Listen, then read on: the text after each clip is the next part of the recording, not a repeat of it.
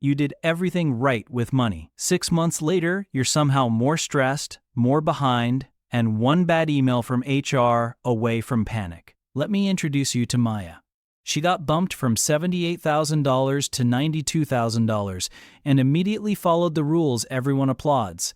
She upgraded to a $540 a month car payment because reliability matters, moved into a nicer place that was only $450 more, and started auto-investing 15% because that's what responsible adults do. She even paid off her credit card every month. Then reality hit. Her take-home pay rose about $700 a month after taxes and deductions. Her adulting upgrades added $990. That's a $290 monthly gap, and it didn't show up as a dramatic disaster. It showed up as little patches. A $1,200 0% for 18 months couch, a points travel card, and a buy now pay later plan for new tires. On paper, she's thriving. In her bank app, she's treading water. And the weird part? None of these choices felt reckless. Each one came with a money rule that sounded smart. Don't rent, buy. Always take the employer match. Keep a car payment to build credit. Never miss out on a good deal. Pay yourself first no matter what. Here's what nobody talks about. Most money rules aren't designed to make you wealthy. They're designed to make you predictable. They keep you calm enough to keep playing the game, even when the math is quietly turning against you. But here's where it gets dangerous. These rules stack. One rule pushes you into a bigger fixed expense. Another rule locks in an automatic transfer. Another rule tells you the discomfort is normal. And by the time you notice, your financial life is basically a subscription model you can't cancel. My name is Ben, and I spend way too much time thinking about money, psychology, and why smart people keep making the same expensive decisions with a straight face. Hit like and subscribe. It helps me create more videos like this. Now, before we dive into the 7 dangerous money rules everyone follows blindly, I'm going to name them, show you the trap behind each one, and give you a safer replacement that still sounds simple. Let me show you why this matters. Because the difference between I make good money and I feel financially unkillable is usually not income. It's which rules you stopped obeying. You follow the rule that says always pay yourself first, then your property taxes get reassessed, and your mortgage escrow jumps $160 a month. Now you're not saving, you're quietly borrowing from your future self, because the transfer still happens, and the gap gets patched with a card you pay off every month, except you don't. Not anymore. You follow the rule that says never keep cash sitting around, so you dump every extra dollar into the market.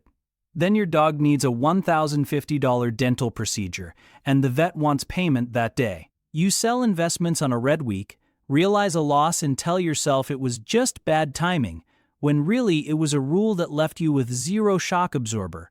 You follow the rule that says buy the house as soon as you can, rent is throwing money away. So you stretch for a $410,000 place with 5% down because the lender says you're approved. Your payment is $2,860 all in at first, and you're proud you locked it in. 12 months later, insurance renews higher, HOA bumps dues, and suddenly you're at $3,180, and your fixed housing cost is not fixed at all. You don't feel richer. You feel trapped by a number you can't renegotiate. This is what life looks like when you're doing the right things and still sweating small decisions. You're not irresponsible. You're obedient, and the rules you're obeying were designed for a simpler money world than the one you're living in. But here's the thing. The dangerous rules aren't obvious because each one sounds responsible in isolation. Automate your savings. Invest early. Get on the property ladder. Build credit. Keep your utilization low. Never touch retirement accounts. They sound like guardrails, but stacked together, they can turn into handcuffs. Here's where it gets interesting. These rules don't just change what you do with money. They change what you're allowed to notice.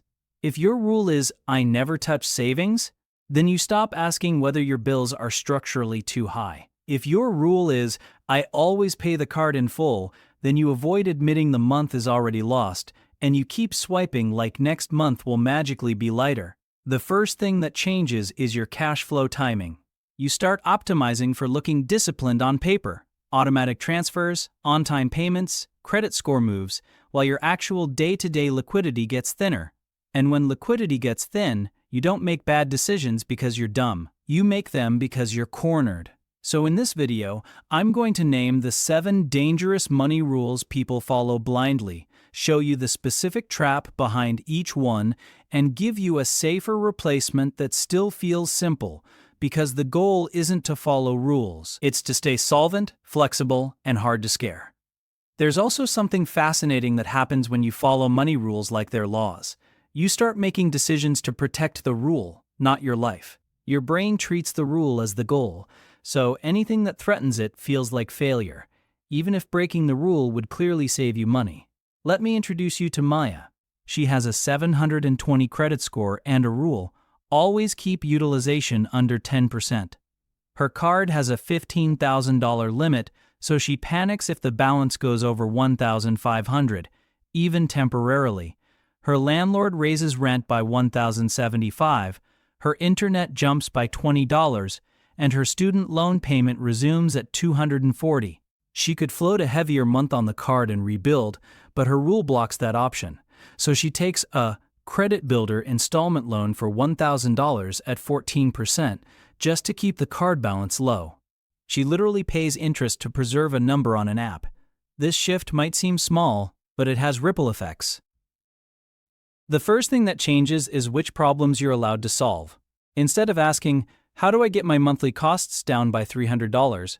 you ask, "How do I keep my score from moving?" That leads to weird behaviors: splitting bills across multiple cards, making mid-cycle payments, or paying the minimum on a 0% card while aggressively paying a 22% card. Because the utilization looks better on the 22% card. The math gets upside down, but the rule feels right. Here's what nobody talks about. Rules also create blind spots because they reward visible discipline and punish invisible strategy. Never touch retirement accounts sounds responsible until you're sitting on $18,000 of credit card debt at 24% while contributing $400/month to a retirement plan to not miss the match. If the match is $200, cool, free money. But if your card interest is costing you roughly $360/month on that balance, you're paying $360 to get $200 because the rule says retirement is sacred and debt is just temporary. But here's where it gets dangerous. Once you've tied your identity to the rules, you start hiding reality from yourself. You don't cancel the second streaming bundle because it's only $29. You don't renegotiate insurance because it's annoying. And you don't admit your car payment is eating your future because you needed reliable transportation. The rules become a way to avoid the uncomfortable sentence, "My fixed costs are too high for my income." Let's do some uncomfortable math. If your fixed bills are $3,450 and your take-home is $3,700, you have $250 of oxygen. One dentist bill, one travel month, one slow week at work, and you're borrowing. In that situation, pay in full every month isn't a virtue, it's a timing bet. And the moment you lose the bet, you feel like you failed, so you double down on the rules instead of changing the structure. Let me show you why this matters. The mechanism is simple. Rigid rules shrink your menu of options, and a smaller menu makes expensive choices feel inevitable. And once options feel inevitable, you stop negotiating, stop planning, and start coping, which is exactly how disciplined people end up stuck. Here's something that might blow your mind. A responsible rule can cost you more than a splurge because it locks you into the wrong payment schedule. Let's do some uncomfortable math. Say your rule is always pay extra on the student loans, even when your loans are at 4.6%. You throw an extra $180 a month at them because it feels adult. Meanwhile, you're carrying $2,400 on a credit card at 9% because you keep meaning to wipe it out next month. That card interest is about $40 a month. Over a year, that's roughly $480 just for the privilege of being disciplined in the wrong direction. Now stack another popular rule on top: never touch savings. So you keep $3,000 in a savings account, earning, let's say, around 4%, while you're paying 19.9% on the card. Your savings earns about $10 a month. Your card costs about $40 a month. Net, you're paying $30 a month to protect a rule. That's $360 a year, and it feels like virtue. Here's what nobody talks about. People follow always pay in full so hard that they start timing their life around statement dates instead of cash flow. So they float expenses for 25 days, then panic pay $1,100 on payday, then have $90 for the next 2 weeks, then swipe again. The rule isn't preventing debt, it's creating a cycle where debt becomes the bridge between paychecks. And then there's the don't negotiate, just cut lattes version of discipline. Real example. Someone keeps paying $168 a month for an old phone plan because switching feels like a hassle and it's not that much. They also keep a $34 device insurance they don't need. That's $202 a month. If they switched to a $95 plan and dropped the insurance, that's $107 saved monthly, $1,284 a year. In 3 years, that's $3,852, which is basically a whole emergency fund for a lot of people. But because it's not labeled as debt or a big purchase, it hides in plain sight. Now the contrast. Person A follows rules. Extra $180 to the 4.6% loan, keeps $3,000 untouched, pays $40/month card interest, and bleeds $107/month in lazy fixed costs. Person B breaks the rules strategically, uses $1,500 of savings to kill most of the card balance, pauses the extra loan payment for 6 months, renegotiates the phone plan, and rebuilds savings at $250/month. After 6 months, Person B has lower interest, more breathing room, and a system that doesn't require perfect timing. But perhaps the most significant change is this. Once you stop worshiping the rules, you start buying options, time, flexibility, and the ability to say no without needing a credit card to make it true. Here's what nobody talks about. The transformation isn't that you get disciplined. It's that you stop treating money rules like morality and you start treating them like tools you can swap based on the situation. The first thing that changes is you stop paying for the appearance of being responsible. Like the person who refuses to touch savings because emergency fund, while their paycheck is getting quietly pre-spent by interest and fixed costs. Once they give themselves permission to break the rule on purpose, they can move $1,500 to wipe out a high-interest balance, then redirect that old minimum plus interest cash flow into rebuilding savings automatically. Same income, but now their month stops feeling like a rigged game. Second, you start buying time back from monthly commitments that were never actually commitments.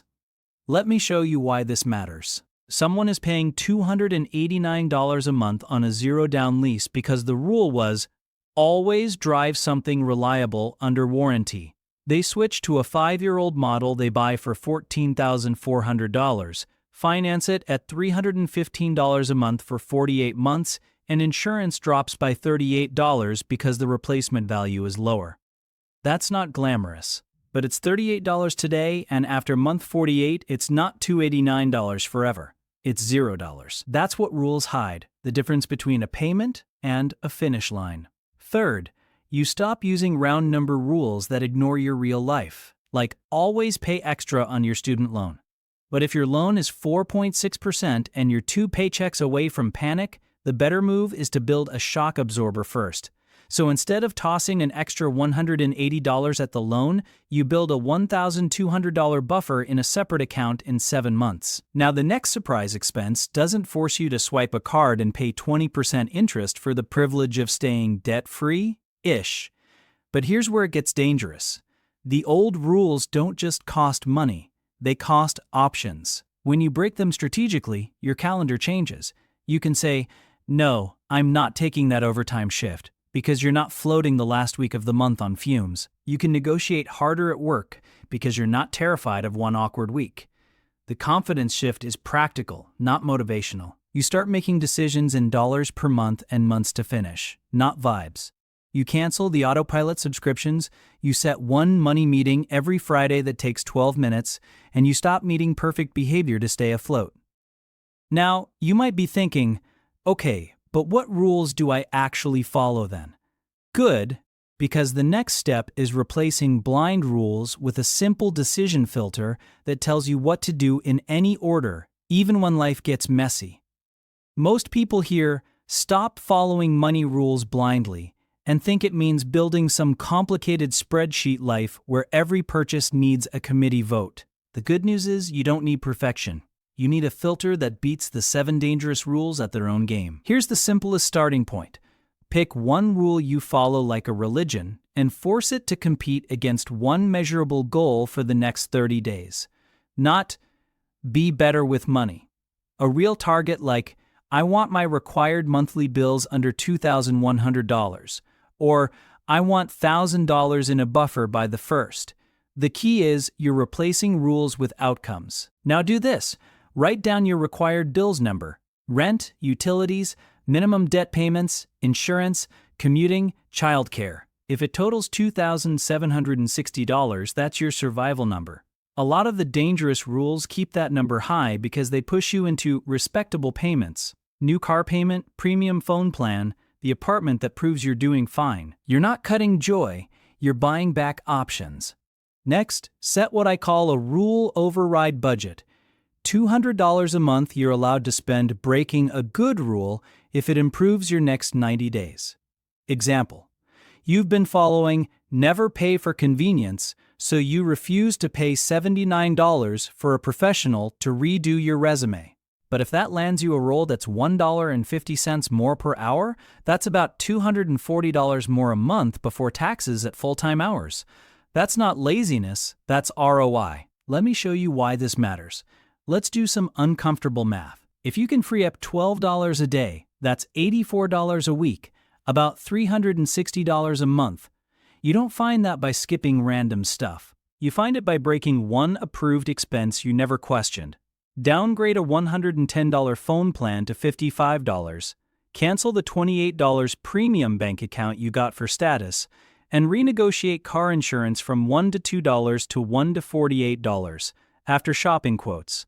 That's $119 a month without touching food or your social life. The progression is predictable. The first win is lowering your required bills by even $100. That single change makes every future problem smaller. Then you stack a buffer, $500, then one full month of required bills. But here's where it gets dangerous. Once you have that month, you stop needing rules to keep you safe. You can choose. Here's what nobody talks about.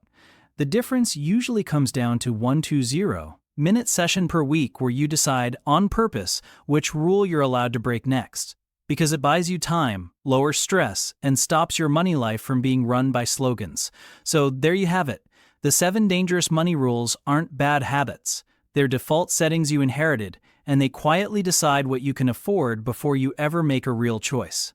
The moment you treat them as optional, your cash flow starts acting like a tool instead of a leash. Most people think the hardest part is earning more. They're wrong. The hardest part is admitting that your responsible rules are sometimes the exact thing keeping you broke because they make you protect the wrong numbers. If you're in the messy middle right now, cards not fully paid off, savings half built, bills feeling tight, don't panic. Start with one weekly 2-0-minute review where you pick one rule to challenge with a calculator, not a vibe. Write down your required bills total. Then pick one rule that's costing you flexibility, like never change providers, never touch savings, or always pay extra on the lowest interest debt, and force it to prove it's helping. If breaking it frees $80 to $150 a month, you just bought yourself options: a buffer, a debt snowball that actually moves, or a skill upgrade that pays you back. I call this the slogan tax. The money you lose each month just to feel like you're doing it the right way. Memorize this. If a money rule can't show you a number, it doesn't get to run your life. If this helped, subscribe, because next video, we'll turn your personal rules into a simple system you can actually stick to.